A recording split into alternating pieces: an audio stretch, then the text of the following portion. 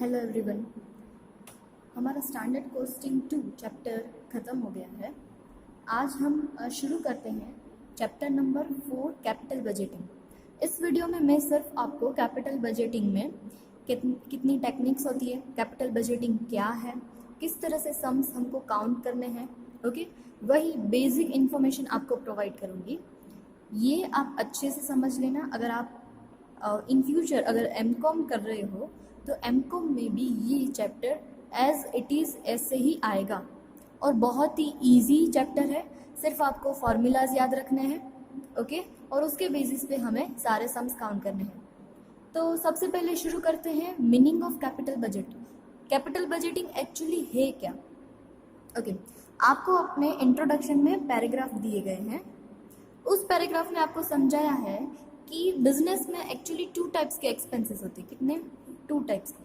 First होता है जो रेवेन्यू एक्सपेंडिचर और सेकंड होता है जो कैपिटल एक्सपेंडिचर। रेवेन्यू एक्सपेंडिचर यानी the routine operating expenses which are incurred to run the business from day to day are called revenue expenditure.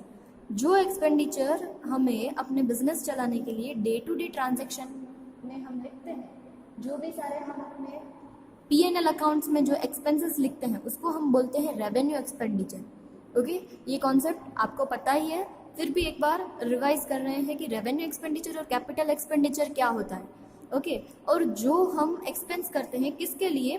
Purchase of fixed asset. जो हम फिक्स्ड असेट्स खरीदने के लिए एक्सपेंस करते हैं, जैसे लैंड, मशीनरी, फर्नीचर, व्हीकल, ये सारे हमारे जो फिक्स्ड असेट्स है उसको परचेज करने के लिए जो हम एक्सपेंस करते हैं उनको हम बोलते हैं कैपिटल एक्सपेंडिचर। ओके, सो 2 टाइप के expenditure, revenue expenditure and capital expenditure होते हैं। अब हमें पता है कि हम रेवेन्यू एक्सपेंडिचर में हमें ज़्यादा कुछ सोचना नहीं होता है क्योंकि उसकी अमाउंट क्या होती है? छोटी होती है। पर कैपिटल एक्सपेंडिचर में क्या होता है? हम एक साथ बहुत सारी अमाउंट इन्वेस्ट करते हैं। ओके, तो ये हमारा इन्वेस्टमेंट कैसा होना चाहिए ताकि हम फ्यूचर में क्या कर सके? अपने बिजनेस में सरवाइव कर सके और जितना हमने सोचा है उतना प्रॉफिट उस असेट में से हम क्या कर सके? रिकवर कर सके। ऐसा हम हर बार सोच के कैपिटल असेट में इन्वेस्ट करते हैं ताकि हमारा जो कैपिटल है, जो हमारी जिसको मूडी कैपिटल बोलते हैं, वो हमारी गलत जगह इन्वेस्ट ना हो जाए और ब्लॉक ना हो जाए। क्योंकि अगर हमने एक डिसीजन गलत ले लिया मशीनरी के बारे में या लैंड के बारे में, तो फिर बहुत ज़्यादा समय तक हमारी कैपिटल क्या हो जाएगी? ब्लॉक हो जाएगी और उसमें से हमें उतना फ़ायदा भी नहीं होगा। So that's why capital budgeting is most important. Okay, यहाँ आपको एक डेफिनेशन दी है, बहुत सारी है, उसमें से मुझे सबसे ज़्यादा अच्छी ये शेल एंड हेली की लगी।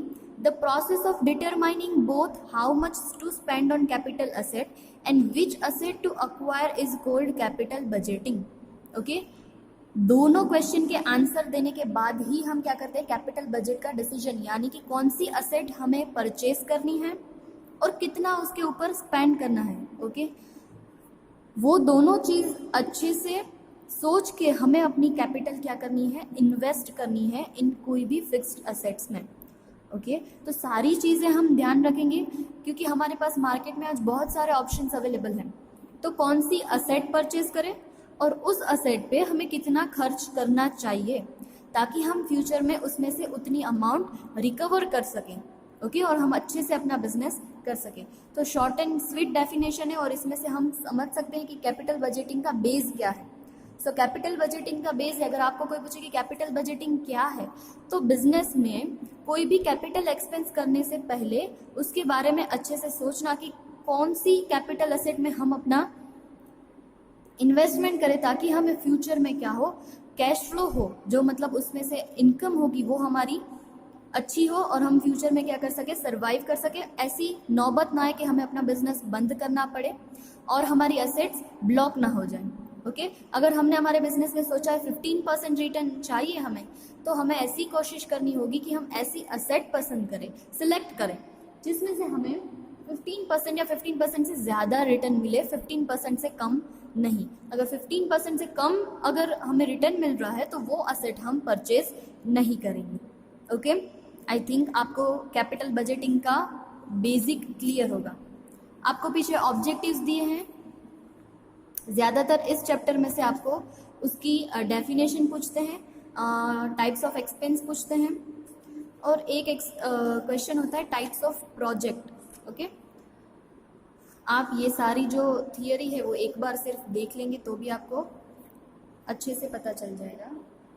ओके, अब पेज नंबर 180, यस, ये 2 मार्क का मोस्ट फेवरेट क्वेश्चन है, types of project. What is the meaning of types of project? Okay, हमारे पास 2 टाइप्स के प्रोजेक्ट है। फर्स्ट है इंडिपेंडेंट प्रोजेक्ट्स एंड सेकेंड है म्यूचुअली एक्सक्लूसिव प्रोजेक्ट्स। आपको सब में लिखेंगे कि हमें जो डिसीजन लेना है वो डिसीजन किसके बेसिस पे लेना है, इंडिपेंडेंट प्रोजेक्ट्स के हिसाब से लेना है या म्यूचुअली एक्सक्लूसिव प्रोजेक्ट्स के हिसाब से लेना है। सो इंडिपेंडेंट प्रोजेक्ट यानी अगर कोई भी प्रोजेक्ट हम एक प्रोजेक्ट सिलेक्ट करते हैं या एक से ज़्यादा प्रोजेक्ट सिलेक्ट करते हैं, उसका डिसीजन एक दूसरे के ऊपर डिपेंडेंट नहीं होता। यानी सारे के सारे प्रोजेक्ट्स है वो क्या है, इंडिविजुअल है, इंडिपेंडेंट है, एक का डिसीजन दूसरे के ऊपर अफेक्ट नहीं करता। और म्यूचुअली एक्सक्लूसिव प्रोजेक्ट्स का मतलब क्या होता है? म्यूचुअली एक्सक्लूसिव यानी हमारे पास 4 टाइप्स के प्रोजेक्ट हैं, प्रोजेक्ट ए, बी, सी और डी। मेरे पास इतनी ही कैपिटल है क्योंकि हमारे पास कैपिटल फंड जो है वो हमारा ऑलवेज क्या होता है, लिमिटेड होता है। हमारे पास फंड्स की ऑलवेज स्कैरसिटी होती है, इसी वजह से हमें क्या करना पड़ता है, कैपिटल बजटिंग का डिसीजन लेना होता है। अगर हमारे पास बहुत ज़्यादा कैपिटल हो, फंड ही हमारे पास बहुत ज़्यादा हो, तो फिर कोई क्वेश्चन राइज नहीं होता क्योंकि जो भी हमें परचेस करना है वो आसानी से परचेस कर सकते हैं क्योंकि फंड की कोई स्कैरसिटी नहीं है। पर आज के इस मॉडर्न वर्ल्ड में क्या है, हमारे पास फंड्स बहुत कम है, फंड्स की स्कैरसिटी है, इसलिए हम क्या करते हैं, कम पैसों में ज़्यादा से ज़्यादा रिटर्न लेने की कोशिश करते हैं। सो म्यूचुअली एक्सक्लूसिव प्रोजेक्ट्स का मीनिंग क्या होता है, अगर आपके पास 3 या 4 प्रोजेक्ट है, आपके पास फंड्स की क्या है, स्कैरसिटी है, तो आप क्या करोगे, कोई भी एक ही प्रोजेक्ट सिलेक्ट कर सकते हो। तो एक प्रोजेक्ट अगर आपने बी सिलेक्ट किया, आपके पास ए, बी, सी और डी 4 प्रोजेक्ट्स है, उसमें से आपने बी प्रोजेक्ट सिलेक्ट किया, सो डायरेक्टली क्या हो जाएगा, बाकी के जो ए, सी और डी है वो क्या हो जाएंगे, रिजेक्ट हो जाएंगे।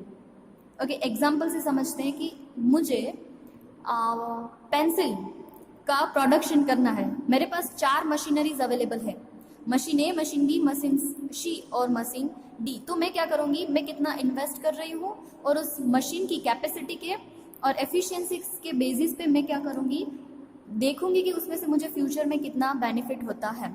तो मेरे पास चारों के चारों मशीन है, उसमें से सी जो मशीन है वो ऐसा है कि जो मेरी सारी एक्सपेक्टेशंस है फ्यूचर रिलेटेड प्रॉफिट की वो कंप्लीट करता है। तो मैं क्या करूँगी, पेंसिल के प्रोडक्शन के लिए सिर्फ मशीन सी को सिलेक्ट करूँगी। तो इनडायरेक्टली क्या हो जाएगा, मशीन ए, बी और डी रिजेक्ट हो जाएंगे। सो उसको बोलते हैं म्यूचुअली एक्सक्लूसिव प्रोजेक्ट्स। ओके, और इंडिपेंडेंट प्रोजेक्ट का मतलब क्या होता है, ओके, उसका एक एग्जांपल ले लेते हैं। इंडिपेंडेंट, अगर आपको म्यूचुअली अच्छे से याद हो जाएगा तो इंडिपेंडेंट आपको आ जाएगा। म्यूचुअली का मतलब होता है अगर आपने एक सिलेक्ट किया तो बाकी का आपको क्या करना पड़ेगा, रिजेक्ट करना पड़ेगा। ओके, आप एक ही प्रोजेक्ट सिलेक्ट कर सकते हो, एक से ज़्यादा नहीं। एक सिलेक्ट किया तो ऑटोमेटिकली बाकी के जो है वो क्या हो जाएंगे, रिजेक्ट हो जाएंगे। इंडिपेंडेंट प्रोजेक्ट के लिए एग्जांपल लेते हैं। तो इंडिपेंडेंट प्रोजेक्ट क्या है, आपके पास 3 प्रोजेक्ट्स हैं, जैसे आप कंस्ट्रक्शन का बिजनेस कर रहे हो, आपके पास एक ऑप्शन है या आप रिवर के ऊपर ब्रिज बनाओ, कंस्ट्रक्शन करो। सेकेंड है आपको एक अपार्टमेंट बनाने को बोला है, गवर्नमेंट ने मल्टी स्टोरेड अपार्टमेंट बनाने को बोला है। और थर्ड आपको बोला है हाउसिंग सोसाइटी बनाओ। ओके, तो क्या होगा, हमारे पास हमने ऐसा सोचा है कि हमें अपने बिजनेस में से 20% रिटर्न चाहिए। तो सारे के सारे जो 3 प्रोजेक्ट्स हैं हमने उसकी कैलकुलेशन की, तो जो पहले जो ब्रिज का कंस्ट्रक्शन था उसमें से हमें 25% प्रॉफिट हो रहा है। सेकेंड जो हमने मल्टी स्टोरेड गवर्नमेंट की बिल्डिंग बनाने की थी उसमें हमें सिर्फ 10% हो रहा है। और बाकी जो थर्ड वन था हाउसिंग सोसाइटी बनाने का था उसमें से हमें 23% प्रॉफिट हो रहा है। सो अब हमारी क्या एक्सपेक्टेशन थी, 20% हमारी एक्सपेक्टेशन थी। फर्स्ट में से 25 मिल रहा है, सेकेंड में से सिर्फ 10% मिल रहा है और थर्ड में से हमें 23 मिल रहा है। तो मैं क्या करूँगी, सेकेंड जो प्रोजेक्ट है मल्टी स्टोर बनाने का प्रोजेक्ट है वो मैं सिलेक्ट नहीं करूँगी, पर बाकी के जो है जिसमें से मुझे ज़्यादा 20% से ज़्यादा प्रॉफिट मिलते हैं तो वो मैं सिलेक्ट कर सकती हूँ। यानी एक का सिलेक्शन दूसरे के ऊपर डिपेंडेंट नहीं है। यानी एक्स अगर कोई भी एक प्रोजेक्ट सिलेक्ट किया तो दूसरा उसमें से रिजेक्ट नहीं हो जाएगा, मैं दूसरे दो क्या कर सकती हूँ, सिलेक्ट कर सकती हूँ। और म्यूचुअली में क्या होता है, अगर एक सिलेक्ट किया तो बाकी के जितने भी ऑप्शन है वो क्या हो जाएंगे, रिजेक्ट हो जाएंगे। सो 2 मार्क के लिए मोस्ट इंपॉर्टेंट है types of project, that is independent project and mutually exclusive project. आप छोटी सी उसकी डेफिनेशन याद रख लो, अगर आपको 2 मार्क्स में पूछते हैं तो वो भी लिख लेना। ओके, अब शुरू करते हैं। कैपिटल बजट में अलग अलग टाइप की टेक्निक्स आती हैं जिसके बेसिस के ऊपर आपको सम्स काउंट करने हैं। ओके, सो 2 टाइप की टेक्निक्स है। एक जिसको हम बोलते हैं non discounted cash flow method. Cash flow यानी जितना हमने इन्वेस्ट किया है उसमें से हमें कितना रिटर्न मिलेगा उसको हम कैश फ्लो बोलते हैं, प्रॉफिट भी बोल सकते हैं। Okay, so non discounted cash flow method और टेक्निक्स, और discounted cash flow method. Non discounted में क्या होता है, हम जो प्रेजेंट वैल्यू होती है उसको कंसिडर नहीं करते। मैं आपको जब सम्स आएंगे आपको सिखाऊंगी कि कैसे प्रेजेंट वैल्यू काउंट करते हैं, क्योंकि पैसों का क्या है, आगे जाते जाते उसकी वैल्यू क्या होती जाती है, डिक्रीज होती जाती है। उसका मतलब क्या, अगर आज मैं 10 रुपए में कुछ चीजें खरीद सकती हूँ तो आगे जाके वो 10 रुपए की वैल्यू क्या हो जाएगी, कम हो जाएगी। सो डिस्काउंटेड मेथड में वो फैक्टर उन्होंने कंसिडर किया है, क्योंकि प्रेजेंट वैल्यू अगर हम कंसिडर करेंगे तो ही हमें ट्रू पिक्चर मिलेगा कि हमें कौन सी असेट परचेस करनी चाहिए। नॉन डिस्काउंटेड मेथड में क्या करते हैं, अभी के जो रुपए है वही कंसिडर करते प्रेजेंट, यानी कि आगे की जो उसकी वैल्यू है उसे हम कंसिडर नहीं करते, इसलिए उनका नाम रख दिया है नॉन डिस्काउंटेड और इसका नाम रख दिया है डिस्काउंटेड। डिस्काउंटेड में क्या करेंगे, हम फ्यूचर के जो फैक्टर्स हैं उनको कंसिडर करेंगे। क्या कंसिडर करना है, क्योंकि जो मनी की वैल्यू है वो फ्यूचर में क्या होती जाती है, वैल्यू डिक्रीज होती जाती है। वैल्यू डिक्रीज का मतलब क्या होता है कि आज हम जितने रुपए में जो चीज़ खरीद सकते हैं वो आगे जाके क्या हो जाएगा, उसकी वैल्यू उतनी कम हो जाएगी। आज मैं 100 रुपए में 3 या 4 चीज़ें परचेस कर सकती हूँ, ऐसा ज़रूरी नहीं कि फ्यूचर 1 साल में या 5 साल में मैं उन 100 रुपए में से 4 चीज़ें खरीद सकूँ। क्या हो जाएगा, फ्यूचर में उसकी वैल्यू, मनी की वैल्यू डिक्रीज हो जाएगी। दैट मीन्स कि मुझे 100 रुपए में सिर्फ 2 या 1 चीज़ ही मिलेंगी। ओके, सो दोनों मेथड है, non discounted and discounted. Non discounted method में 3 मेथड है, पे बैक पीरियड मेथड, एवरेज और अकाउंटिंग रेट ऑफ रिटर्न, उसको ARR बोलते हैं, और थर्ड है rate of return on original investment method. और डिस्काउंटेड कैश फ्लो की मेथड से net present value method, NPV उसको बोलते हैं, जो सबसे बेस्ट मेथड है, सुपीरियर मेथड है। अगर आपको कोई भी डिसीजन लेना होता है असेट्स के बारे में तो आप NPV के मेथड से ले सकते हैं। सेकेंड है profitability index, that is a PI method. Third है internal rate of return method, IRR।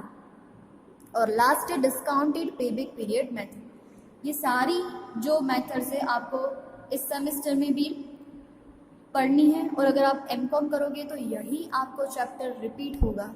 Okay, सबसे पहले देखते हैं non discounted cash flow method. उसमें जो 3 है उसमें क्या है, first of all payback period method. What does it mean? Okay, मैं आपको सिर्फ सिंपली उसके मीनिंग समझा देती हूँ, फिर आपको अगर ज़्यादा थियरी डिटेल में रीड करनी हो तो आपको टेक्स्ट बुक में सारी मेथड्स डिटेल समझाई है। ओके, शुरू करते हैं। First of all payback period method. In this method we should compute the time spend, okay, the most important time spend in a year for obtaining investment through the cash flow. Okay, इसका simple meaning अगर इसमें समझ में नहीं आया तो मैं बताती हूँ कि मैंने अपने बिजनेस में 1 लाख रुपीज़ का इन्वेस्टमेंट किया है। ओके, तो मैं सोचूंगी कि ये 1 लाख रुपीज़ है वो मुझे कितने टाइम पीरियड में वापस मिल जाएंगे। फॉर एन एग्जाम्पल, अगर मुझे उस बिजनेस में से 20,000 हर साल 20,000 का रिटर्न मिलता है, ओके, तो इसका मतलब क्या हुआ कि 20,000 1 लाख डिवाइडेड बाय 20,000, तो 5 साल में मुझे अपने 1 लाख रुपीज़ क्या हो जाएंगे, वापस मिल जाएंगे।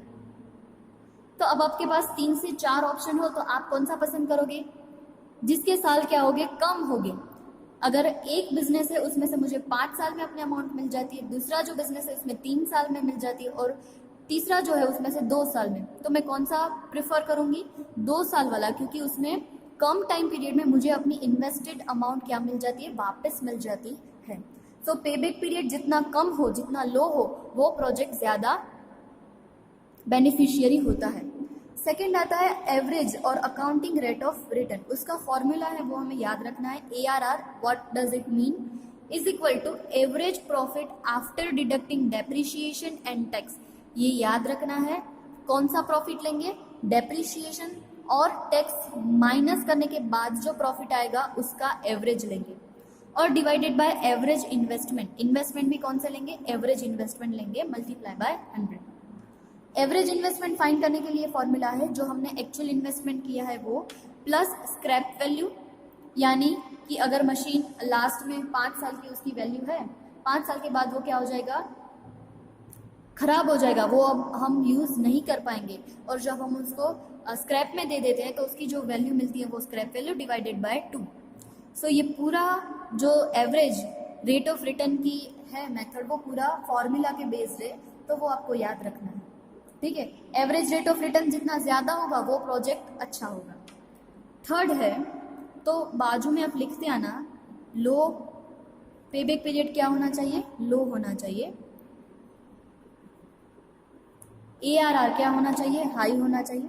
उसके बाद थर्ड जो मेथड है रेट ऑफ रिटर्न, ओके, यहाँ मैंने एवरेज प्रॉफिट कैसे काउंट करना है वो लिखा है। एवरेज प्रॉफिट फाइंड करने के लिए क्या करोगे? तो total profit after depreciation and tax divided by number of years, ये तो हमें पता ही है। थर्ड जो मेथड है rate of return on original investment. अगर आपको ये बोलते हैं ओरिजिनल इन्वेस्टमेंट तो ही आप ये मेथड करोगे, और सिर्फ आपको रेट ऑफ रिटर्न बोलते हैं तो सेकंड जो हमने किया rate of return on investment वो करेंगे। पर आपको क्लियरली वर्ड लिखते हैं rate of return on original investment, तो आप ये फॉर्मूला यूज करोगे। Average profit after depreciation and tax, ऊपर तो जो है वही रहेगा, नीचे चेंज हो जाएगा, यहाँ क्या आ जाएगा? ओरिजिनल इन्वेस्टमेंट आ जाएगा। अभी जो मैं आपको स्टेप्स सिखाऊंगी उस स्टेप में जो ओरिजिनल इन्वेस्टमेंट हम फाइंड करते हैं वो यहाँ आएगा, ओके, और मल्टीप्लाई बाय 100। सो ये जो सारी थी उसको हम बोलते हैं non discounted cash flow methods. अब आती है डिस्काउंटेड कैश फ्लो मेथड्स। सबसे पहले net present value method. Net present value method का मतलब होता है कि उसमें हम क्या कर रहे हैं, प्रेजेंट वैल्यू का जो इफेक्ट है, कॉस्ट ऑफ कैपिटल बोलते हैं उसको, डिस्काउंट फैक्टर भी बोलते हैं, ओके, कट ऑफ रेट भी बोलते हैं, अलग अलग आप जो ऐसे सम्स आएंगे मैं आपको दिखाते जाऊंगी, ओके। प्रेजेंट वैल्यू का जो फैक्टर हम कंसीडर करेंगे उसको डिस्काउंटेड मेथड बोलते हैं। उसमें क्या करेंगे?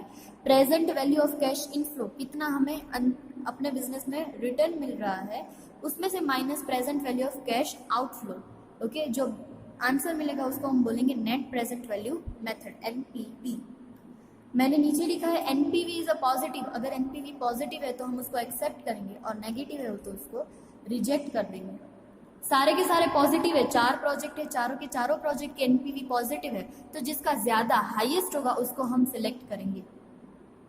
उसके बाद है profitability index method. Profitability index method PI is equal to present value of cash inflow, उसको अब डिवाइड करना है। यहाँ हमने क्या किया था? Present value inflow minus outflow किया, यहाँ हमें डिवाइड करना है।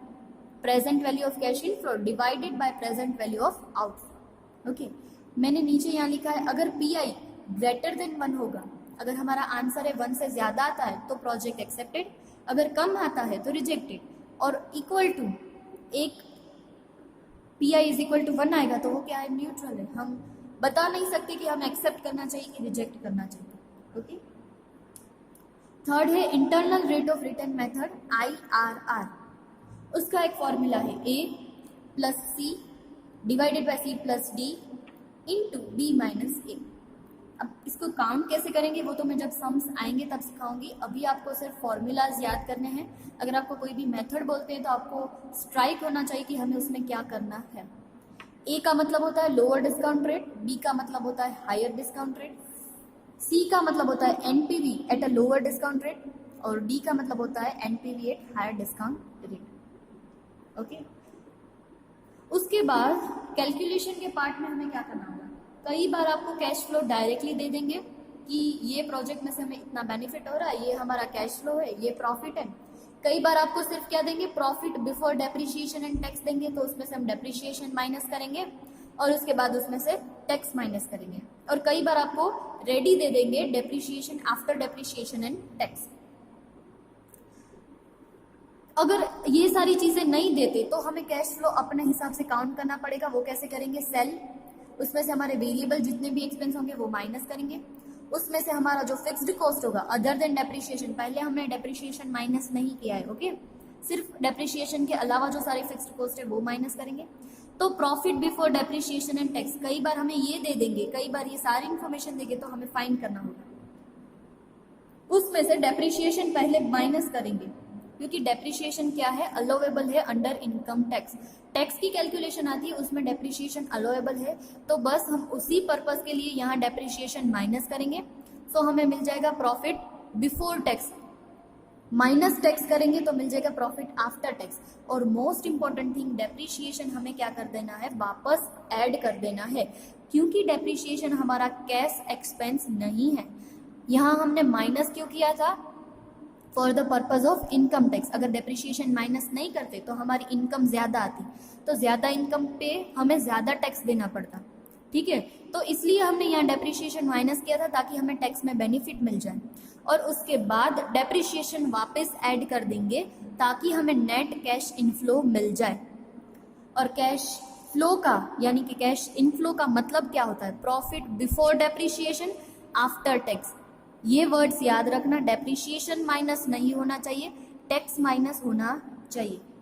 फिर से रिपीट कर रही हूँ, यहाँ हम डेप्रिसिएशन माइनस इसलिए कर रहे हैं ताकि हमें टैक्स में बेनिफिट मिले, बाकी ये हमारा कैश एक्सपेंस नहीं है, इसलिए हम उसके वापस ऐड करके हमारा कैश फ्लो फाइंड करेंगे, ओके। आई होप आपको कैश फ्लो की कैलकुलेशन कैसे करनी है वो पता चल गया। अब जो हमारे सारे सम्स है उसके स्टेप्स भी मैंने लिख के रखे हैं ताकि आपको इजी हो जाए। फर्स्ट स्टेप हमारा ऑलवेज क्या आएगा, हम डिसाइड करेंगे कंप्यूट इन्वेस्टमेंट, हम कितना इन्वेस्ट कर रहे हैं।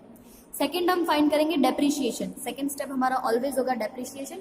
डेप्रिसिएशन में भी आपको दो मेथड होती है, WDV return down value method and the SLM straight line method, okay. तो जो भी सम में बोला होगा उस हिसाब से हम अपना डेप्रिसिएशन काउंट करेंगे। थर्ड हमारा स्टेप है वो इंपॉर्टेंट है, cash flow at the end of the project life. हमें प्रोजेक्ट लाइफ के एंड में भी कितनी वैल्यू मिलती है वो भी फाइंड करनी होगी। तो उसमें क्या आएगा, scrap value at the asset और द प्लांट, यानी कि 5 साल के बाद ये असेट्स हमारी क्या हो जाएगी, खराब हो जाएगी, अब काम नहीं आएगी, तो हम उसको स्क्रैप में दे देंगे, तो उसकी जो अमाउंट मिलेगी वो एंड में मिलेगी, and the project life, project जब खत्म होगा तब। और वर्किंग कैपिटल रिलीज, कोई भी अगर वर्किंग कैपिटल रिलेटेड इंफॉर्मेशन होगी तो वो हम यहाँ ऐड करेंगे। और जो ये टोटल मिलेगा मैंने यहाँ नोट करके लिखा है, at the last year of cash flow. ये जो सारी चीजें लिखी है वो आप लिख लेना, फिर आपको जब मैं सम्स करवाऊंगी तब आपको पता चलेगा अच्छा ये चीज यहाँ लिखनी है और यहाँ से यहाँ लिखनी है, ओके। पर आपको याद रखना है अगर स्टेप 3 में अमाउंट आती है तो वो हम क्या करेंगे, स्टेप 4 में जो कैश फ्लो की कैलकुलेशन करेंगे उसमें भी लास्ट ईयर में वो ऐड करेंगे, सिर्फ लास्ट ईयर, ओके। और फोर्थ जो हमारा स्टेप होगा कैलकुलेशन ऑफ कैश फ्लो, जैसे ये ऊपर सिखाया है वैसे, या आपको दे देते हैं तो अलग बात है, नहीं देते तो हमें अलग से काउंट करना पड़ेगा। और स्टेप 5 होगा हमारा डिफरेंट टाइप की जो मेथड्स है उसमें से जिस मेथड के हिसाब से हमें सम करने को बोलेंगे वो मेथड हम यूज करेंगे। यहाँ मैंने ऐसे नोट करके लिखा है डिस्काउंट फैक्टर, जो मैं बार बार आगे बोल रही थी, डिस्काउंटेड जो हमने मेथड की है सारी ये, उसमें डिस्काउंट फैक्टर को कौन कौन से अलग अलग नाम से बोलते हैं, weighted average cost of capital भी बोलते हैं, रिक्वायर्ड रिटर्न भी बोलते हैं और कट ऑफ रेट भी बोलते हैं। इन ये सारे के सारे नाम का मतलब एक ही होता है, प्रेजेंट वैल्यू के जो डिस्काउंट फैक्टर है वो डिस्काउंट फैक्टर कंसीडर करके हम जो 3 मेथड काउंट करते हैं वही, ओके। आई होप ये बेसिक आपको कैपिटल बजटिंग के बारे में समझ में आ गया होगा। अगर ये इतना समझ में आ गया तो आप आसानी से सारे सम्स कर पाओगे, ओके। तो ये सारी की सारी नोट्स आप लिख के मुझे फोटो भेजोगे तो ही मैं आपकी अटेंडेंस काउंट करूँगी, ओके। Thank you.